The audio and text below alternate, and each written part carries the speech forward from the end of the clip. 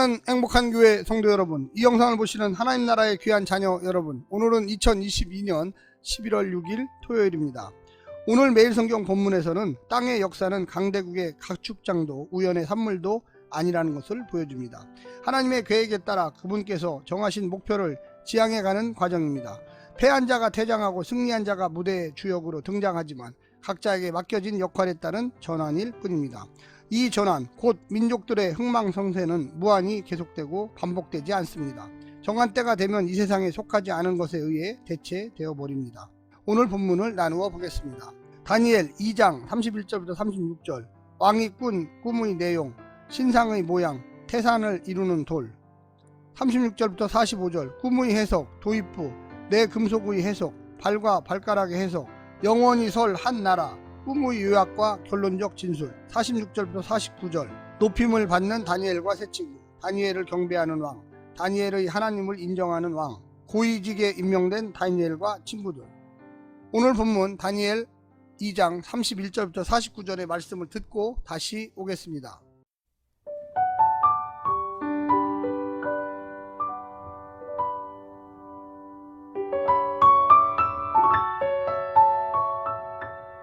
왕이여, 왕이 한 큰 신상을 보셨나이다. 그 신상이 왕의 앞에 섰는데 크고 광채가 매우 찬란하며 그 모양이 심히 두려우니 그 우상의 머리는 순금이요 가슴과 두 팔은 은이요 배와 넓적다리는 노시요 그 종아리는 쇠요 그 발은 얼마는 쇠요 얼마는 진흙이었나이다. 또 왕이 보신즉 손대지 아니한 돌이 나와서 신상의 쇠와 진흙의 발을 쳐서 부러뜨리매 그때 쇠와 진흙과 녹과 은과 금이 다 부서져 여름 타작마당에 겨같이 되어 바람에 불려간 곳이 없었고 우상을 친 돌은 태산을 이루어 온 세계에 가득하였나이다. 그 꿈이 이러한즉 내가 이제 그 해석을 왕 앞에 아뢰리이다. 왕이여, 왕은 여러 왕들 중에 왕이시라. 하늘의 하나님이 나라와 권세와 능력과 영광을 왕에게 주셨고 사람들과 들짐승과 공중의 새들 어느 곳에 있는 것을 막론하고 그것들을 왕의 손에 넘기사 다 다스리게 하셨으니 왕은 곧 그 금머리니이다.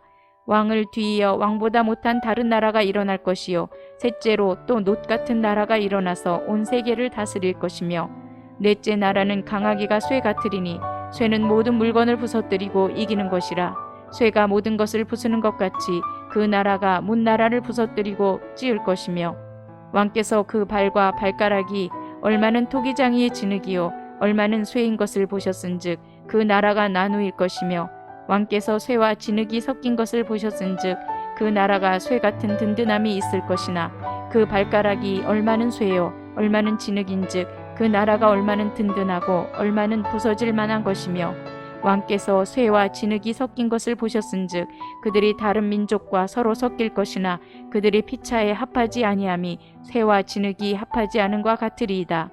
이 여러 왕들의 시대에 하늘의 하나님이 한 나라를 세우시리니 이것은 영원히 망하지도 아니할 것이요 그 국권이 다른 백성에게로 돌아가지도 아니할 것이요 도리어 이 모든 나라를 쳐서 멸망시키고 영원히 설 것이라. 손대지 아니한 돌이 산에서 나와서 쇠와 녹과 진흙과 은과 금을 부서뜨린 것을 왕께서 보신 것은 크신 하나님이 장래일을 왕께 알게 하신 것이라. 이 꿈은 참되고 이 해석은 확실하니이다 하니 이에 느부갓네살 왕이 엎드려 다니엘에게 절하고 명하여 예물과 향품을 그에게 주게 하니라. 왕이 대답하여 다니엘에게 이르되 너의 하나님은 참으로 모든 신들의 신이시요 모든 왕의 주제시로다. 내가 능히 이 은밀한 것을 나타내었으니 내 하나님은 또 은밀한 것을 나타내시는 이시로다. 왕이 이에 다니엘을 높여 귀한 선물을 많이 주며 그를 세워 바벨론 온 지방을 다스리게 하며 또 바벨론 모든 지혜자의 어른을 삼았으며 왕이 또 다니엘의 요구대로 사드락과 메삭과 아벳느고를 세워 바벨론 지방의 일을 다스리게 하였고 다니엘은 왕궁에 있었더라.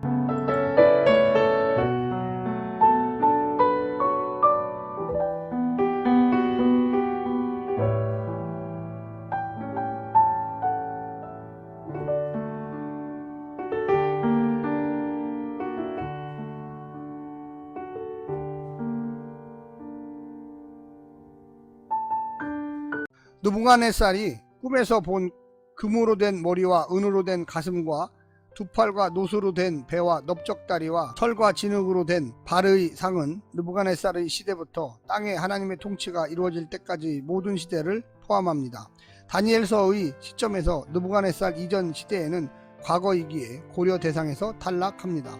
금과 은과 녹과 철의 순서는 시대의 점진적 타락을 함축하는 것 같습니다. 7장의 환상은 네 나라를 각기 독자적인 짐승으로 표현했는데 느부갓네살의 꿈은 네 종류의 금속으로 만들어진 하나의 거대한 상으로 묘사되었습니다. 시대별로 등장해서 땅의 패권을 장악할 나라들을 하나의 통일체로 보여줍니다.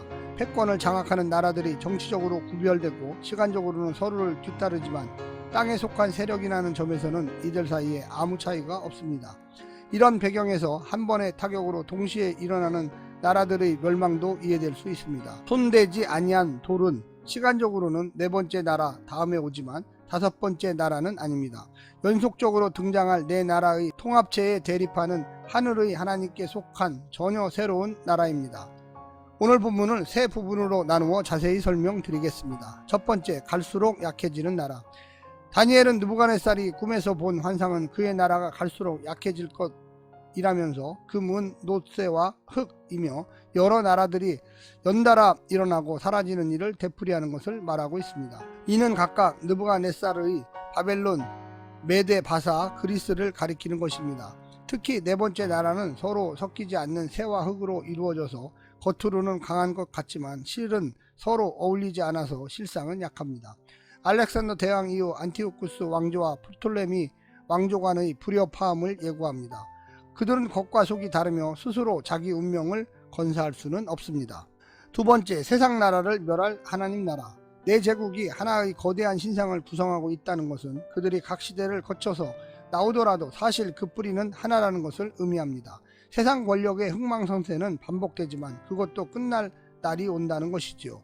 제국은 결국 다른 인간 제국이 아니라 인간은 아무도 개입되지 않은, 손대지 않은 하나님 나라의 돌에 의해서 파쇄될 것입니다. 이 돌은 하늘의 하나님이 세우시는 영원한 나라를 의미합니다. 그 나라가 모든 나라를 다 쳐서 멸망시킬 것입니다.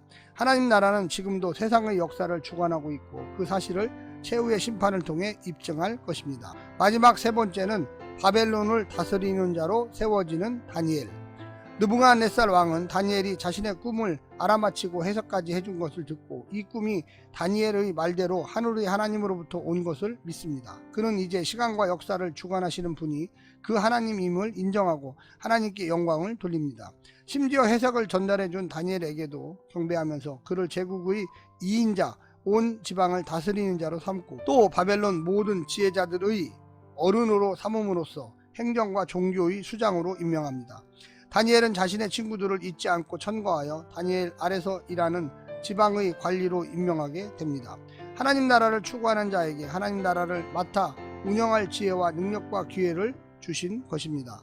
사랑하는 성도 여러분, 오늘 하루도 하나님의 말씀대로 사시기를 간절히 부탁드립니다. 다니엘처럼 지혜가 있으시고요, 하나님의 나라를 세우는 사람들이 되시기를 부탁드립니다. 샬롬.